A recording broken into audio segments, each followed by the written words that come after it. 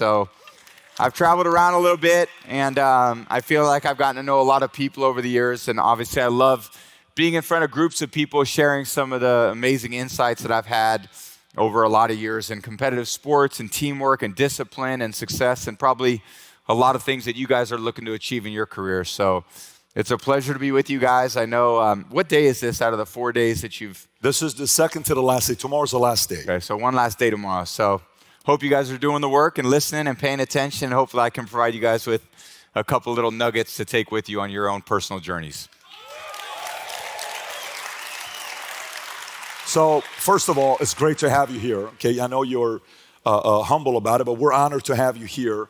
Are you always this fired up? Like even back when you were leading everybody back there. Like you're telling me what to do, you're telling Dylan what to. Are you always like that? I think if you roll a football out there, man, I know what to do. I got you. Okay. And your son brought one around the corner, and there's only one thing you know. It's like when you're a kid, I always think you're pretty lucky in life if you learn as a kid to like bounce a ball or dribble a ball, and you don't have to obviously be a professional at it. But some things in life can be pretty simple if you like.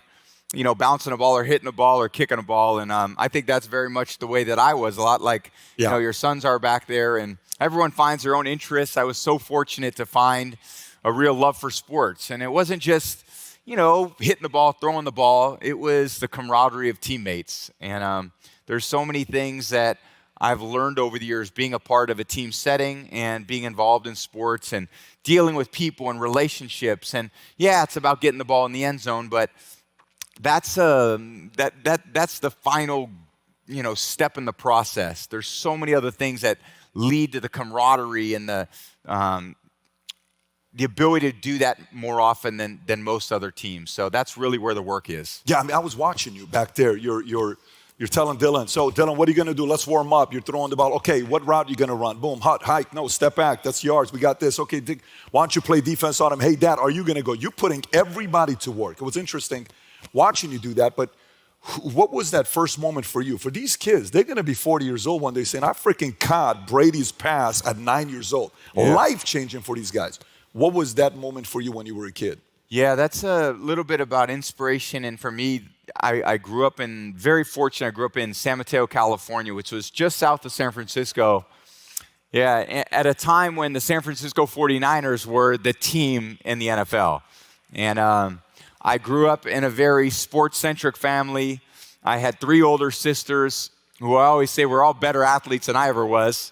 And I was just like their punky brat little brother that would follow them to their softball games at night, to their basketball games, and always cheered them on. And my dad loved sports.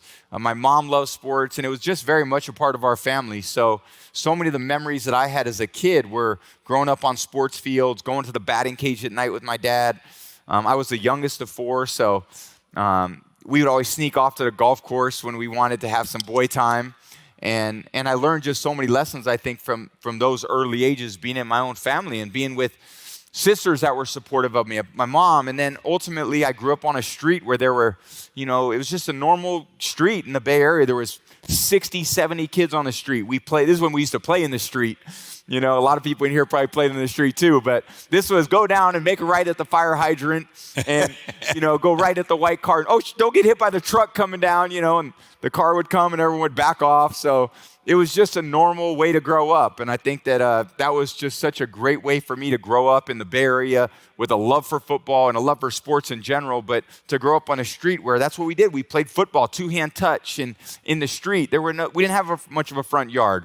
We played, and if you hit the curb, that was out of bounds. So growing up, it was just so normal for me. And I really, in a way, still feel my life is like that. I don't feel like I've changed much over the years in terms of what my values were or what my priorities were.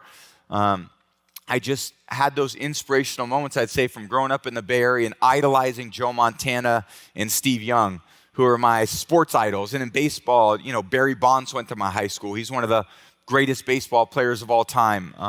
So there was these sports idols I had that really inspired me to dig deeper with myself. And I found a lot of people over the way, over 46 years to support me in this journey. Tom, was there a moment where did you have a moment like that with Montana threw a pass at you or Steve Young threw a pass at you? And if yes, how old were you? And outside of that, when you first met him, were you in your mind at all sizing him up, or you were just enamored? I cannot believe I'm catching a ball from a guy like this. Yeah, well, I never caught any passes from anyone, but what I did do was I was a bat boy, an honorary bat boy at a San Francisco Giants baseball game. And I was sitting in the dugout, and there was a great left-handed hitter who was one of my favorite players, Will Clark. His name was Will the Thrill. Yep. And he was my, at that time, the Giants, he was my favorite player. And he came out of I was sitting in the dugout, just scared shitless, not saying a word, looking straight ahead. And he came out from the tunnel of the clubhouse and came up, and he was saying something in like a squeaky voice, "Where's my other helmet?" or something like that. And I just sunk back in my seat, and my dad was like, say something. I was like, I'm not saying anything.